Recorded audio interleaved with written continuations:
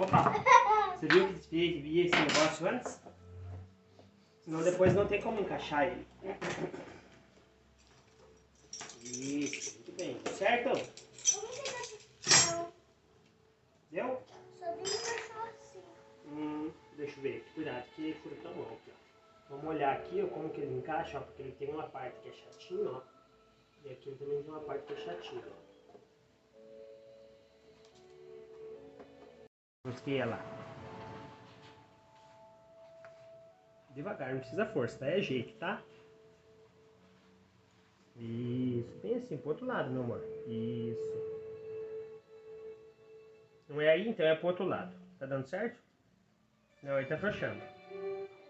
É pro outro lado mesmo, é pra aquele lado que você tava girando antes. Cuidado que tem indo torta a rosca. Deixa o papai acertar, depois você continua rosqueando, tá?